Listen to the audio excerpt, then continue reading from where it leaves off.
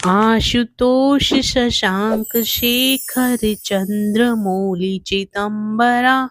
कोटि कोटि प्रणाम शंभु, कोटि नमन दिगंबरा। जय भोलेनाथ। आज हम श्रवण करेंगे शिव पुराण कथा अध्याय 5। आप सभी का दिन शुभ और मंगलमय हो। भगवान शिव और माँ पार्वती की कृपा सदा सर्वदा आप सभी भक्तजनों पर बनी रहे। आज के अध्याय में हम जानेंगे कि प्रयाग में सूत जी से मुनियों का तुरंत पाप नाश करने वाले साधन के विषय में प्रश्न और साथ ही शिव पुराण का परिचय। तो कथा को पूर्ण श्रद्धा भाव के साथ सुने, जो आदि और अंत में नित्य मंगलमय है, जिनकी समानता अथवा तुलना कहीं भी नहीं है, जो आत्मा के स्वरूप को प्रकाशित करने वाले देवता हैं, जिनके 5 मुख हैं और जो खेल ही खेल में अनायास जगत की रचना, पालन और संहार तथा अनुग्रह एवं तिरोभाव रूप 5 प्रबल कर्म करते रहते हैं, उन सर्वश्रेष्ठ अजर अमर ईश्वर अंबिका पति भगवान शंकर का मैं मन ही मन चिंतन करता हूँ। व्यास जी कहते हैं, जो धर्म का महान क्षेत्र है और जहाँ गंगा यमुना का संगम हुआ है, उस परम पुण्यमयी प्रयाग में जो ब्रह्मलोक का मार्ग है, सत्यव्रत में तत्पर रहने वाले महातेजस्वी महाभाग महात्मा मुनियों ने एक विशाल ज्ञान यज्ञ का आयोजन किया। उस ज्ञान यज्ञ का समाचार सुनकर पौराणिक शिरोमणि व्यास शिष्य महामुनि सूत जी वहां मुनियों का दर्शन करने के लिए आए। सूत जी को आते देख वे सब मुनि उस समय हर्ष से खेल उठे और अत्यंत प्रसन्नचित से उन्होंने उनका विधिवत स्वागत सत्कार किया। तत्पश्चात उन प्रसन्न महात्माओं ने उनकी विधिवत स्तुति करके विनय पूर्वक हाथ जोड़कर उनसे इस प्रकार कहा। सर्वज्ञ विद्वान रोमहर्षण जी, आप भाग्य बड़ा भारी है। इसी से आपने व्यास जी के मुख से अपनी प्रसन्नता के लिए ही संपूर्ण पुराण विद्या प्राप्त की, इसलिए आप आश्चर्य स्वरूप कथाओं के भंडार हैं। ठीक उसी तरह जैसे रत्नाकर समुद्र बड़े बड़े सारभूत रत्नों का अंगार है, तीनों लोकों में भूत वर्तमान और भविष्य तथा और भी जो कोई वस्तु है वह आपसे अज्ञात नहीं है। आप हमारे सौभाग्य से इस यज्ञ का दर्शन करने के लिए यहाँ पधार गए हैं और इसी व्यास से हमारा कुछ कल्याण करने वाले हैं, क्योंकि आपका आगमन निरर्थक नहीं हो सकता।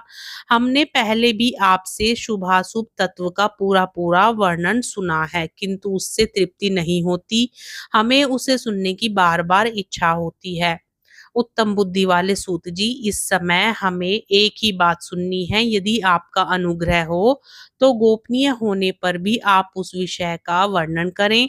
घोर कलयुग आने पर मनुष्य पुण्य कर्म से दूर रहेंगे, दुराचार में फंस जाएंगे और सबके सब सत्य भाषण से मुंह फेर लेंगे, दूसरों की निंदा में तत्पर होंगे, पराये धन को हड़प लेने की इच्छा करेंगे, उनका मन पराई स्त्रियों में आसक्त होगा तथा वे दूसरे प्राणियों की हिंसा किया करेंगे, अपने शरीर को ही आत्मा समझेंगे, मूढ़ नास्तिक और पशु बुद्धि रखने वाले होंगे, माता पिता से द्वेष रखेंगे, ब्राह्मण लोभ रूपी ग्रह के ग्रास बन जाएंगे, वेद बेचकर जीविका चलाएंगे, धन का उपार्जन करने के लिए ही विद्या का अभ्यास करेंगे और मद से मोहित रहेंगे, अपनी जाति के कर्म छोड़ देंगे, प्राय दूसरों को ठगेंगे, तीनों काल की संध्या उपासना से दूर रहेंगे और ब्रह्म ज्ञान से शून्य होंगे, समस्त क्षत्रिय भी स्वधर्म का त्याग करने वाले होंगे, कुसंगी पापी और व्याभिचारी होंगे, उनमें शौर्य का अभाव होगा, ये कुत्सित चौर्य कर्म से जीविका चलाएंगे, शूद्रों का सा बर्ताव करेंगे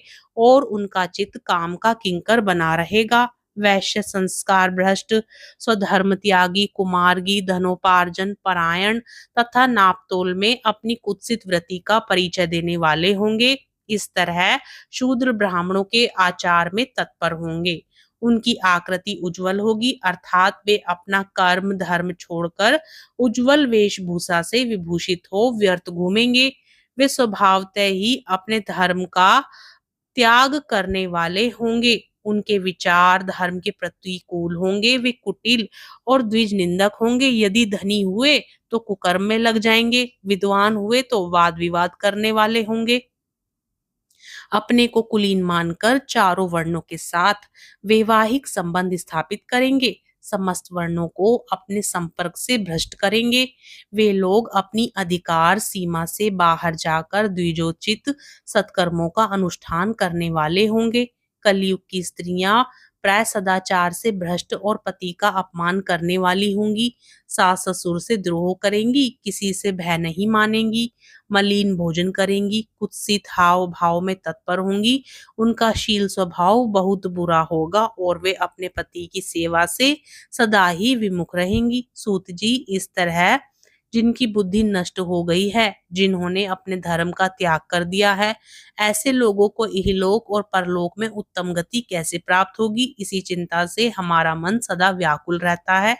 परोपकार के समान दूसरा कोई धर्म नहीं है, अतः जिस छोटे से उपाय से इन सब के पापों का तत्काल नाश हो जाए, उसे इस समय कृपा पूर्वक बताइए, क्योंकि आप समस्त सिद्धांतों के ज्ञाता हैं। व्यास जी कहते हैं, उन भावी आत्मा मुनियों की यह बात सुनकर सूत जी मन ही मन भगवान शंकर का स्मरण करके उनसे इस प्रकार बोले। सूत जी कहते हैं, साधु महात्माओं, आपने बहुत अच्छी बात पूछी है। आपका यह प्रश्न तीनों लोगों का हित करने वाला है। मैं गुरुदेव व्यास का स्मरण करके आप लोगों के स्नेहवश इस विषय का वर्णन करूंगा, आप आदर पूर्वक सुने।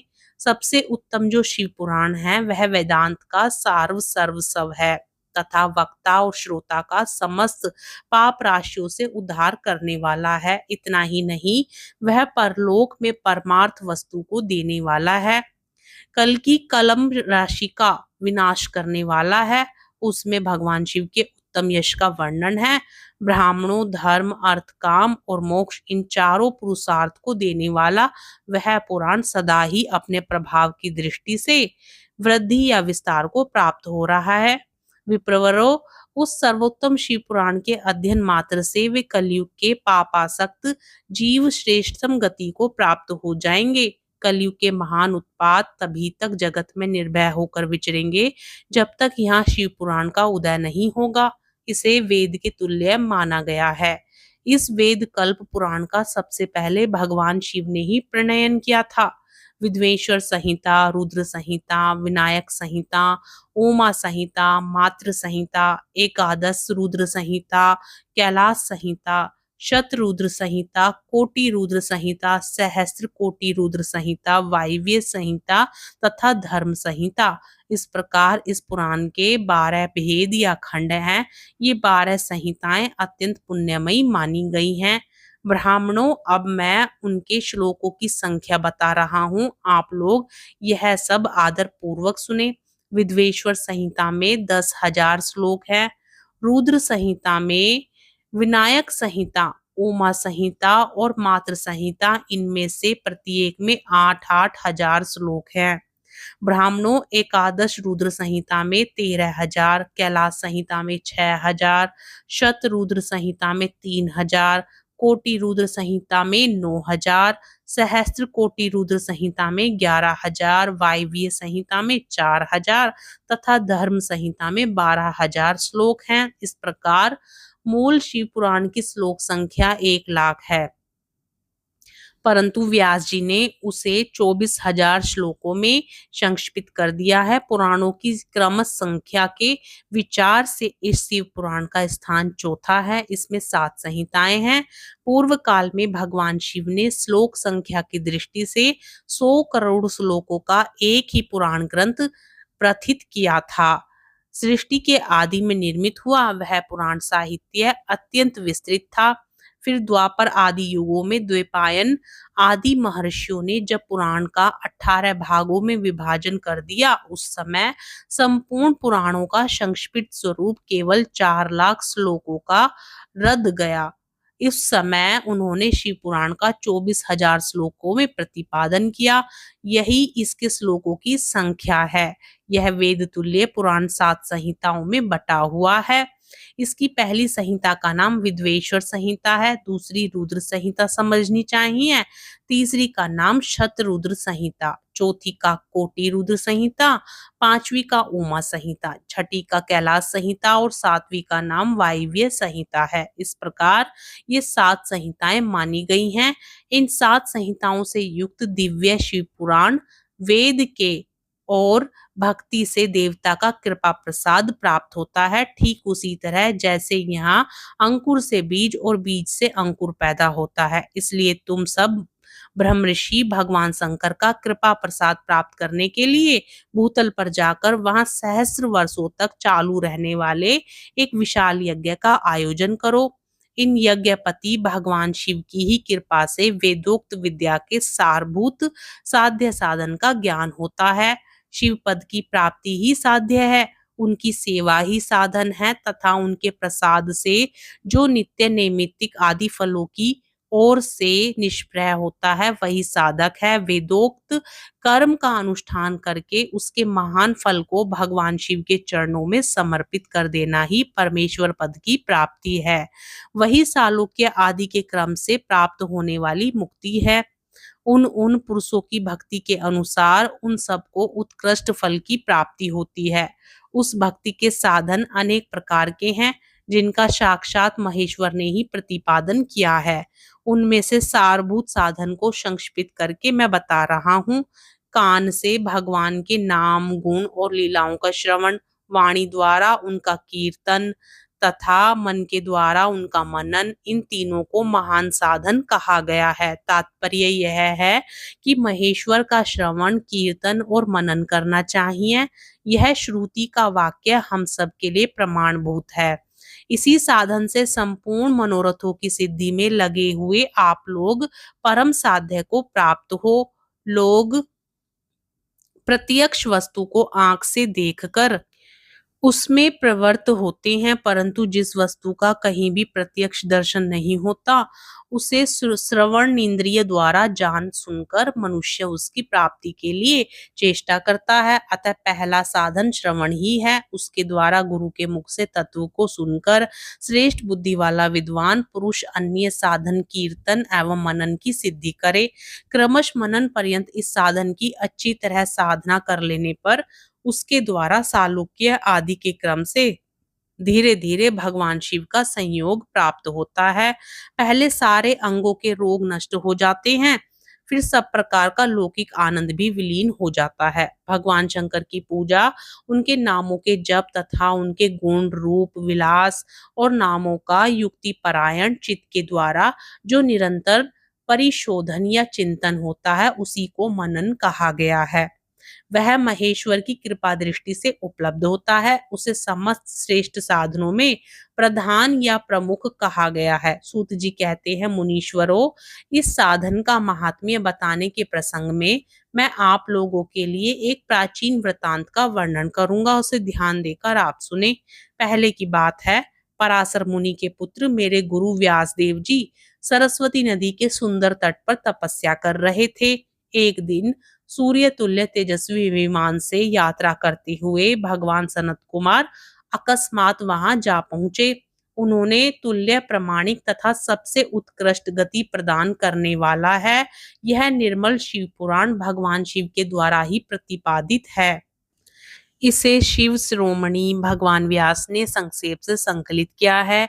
यह समस्त जीव समुदाय के लिए उपकारक, त्रिविध तापों का नाश करने वाला, तुलना रहित एवं सत्पुरुषों को कल्याण प्रदान करने वाला है। इसमें वेदांत विज्ञान में प्रधान तथा निष्कपट धर्म का प्रतिपादन किया गया है। यह पुराण ईर्ष्या रहित वस्तु है। इसमें श्रेष्ठ मंत्र समूहों का सलगन है तथा धर्म, अर्थ और काम, स्त्री वर्ग की प्राप्ति के साधन का भी वर्णन है।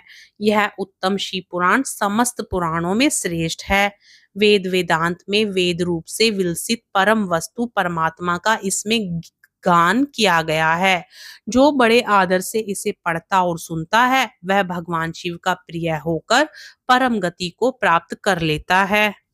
व्यास जी कहते हैं, सूत जी का यह वचन सुनकर वे सब महर्षि बोले, अब आप हमें वेदांत सार सर्वस्वरूप अद्भुत शिव पुराण की कथा सुनाइए। सूत जी ने कहा, आप सब महर्षिगण रोग शोक से रहित कल्याण में भगवान शिव का स्मरण करके पुराण प्रवर शिव पुराण की जो वेद के सार तत्व से प्रकट हुआ है कथा सुनिए।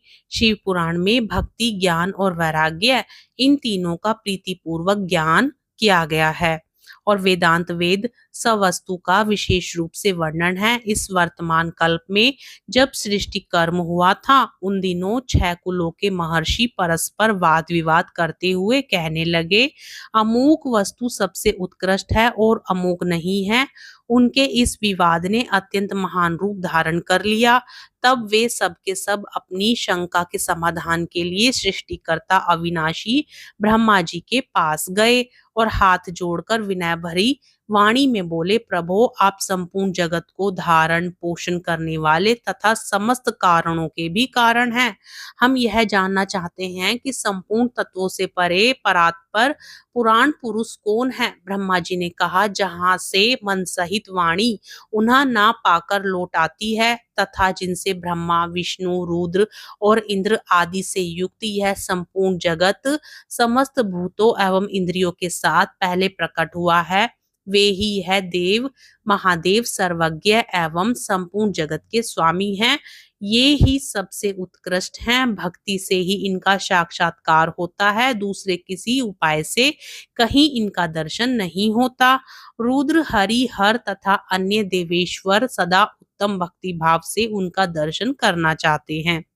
भगवान शिव में भक्ति होने से मनुष्य संसार बंधन से मुक्त हो जाता है।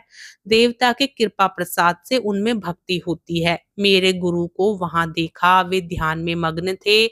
उससे जगने पर उन्होंने ब्रह्मपुत्र सनत कुमार जी को अपने सपने में अपने सामने उपस्थित देखा। देखकर वे बड़े वेग से उठे और उनके चरणों में प्रणाम करके मुनि ने उन्हें अर्घ्य दिया और देवताओं के बैठने योग्य आसन भी अर्पित किया। तब प्रसन्न हुए भगवान सनत कुमार विनीत भाव से खड़े हुए, व्यास जी से गंभीर वाणी में बोले, मुने तुम सत्य वस्तु का चिंतन करो। वह सत्य पदार्थ भगवान शिव ही हैं, जो तुम्हारे साक्षात्कार के विषय होंगे। भगवान शंकर का श्रवण कीर्तन मनन, ये 3 महत्तर साधन कहे गए हैं। ये तीनों ही वेद सम्मत हैं। पूर्व काल में दूसरे दूसरे साधनों के संप्रम में पड़कर घूमता घामता मंदाचल पर जा पहुंचा और वहां तपस्या करने लगा। तदंतर महेश्वर शिव की आज्ञा से भगवान नंदिकेश्वर वहां आए। उनकी मुझ पर बड़ी दया थी। वे सब के सब साक्षी तथा शिव गणों के स्वामी भगवान नंदिकेश्वर मुझे स्नेहपूर्वक मुक्ति का उत्तम साधन बताते हुए बोले, भगवान शंकर का श्रवण कीर्तन और मनन, ये तीनों साधन वेद सम्मत हैं और मुक्ति के साक्षात कारण हैं। यह बात स्वयं भगवान शिव ने मुझसे कही है।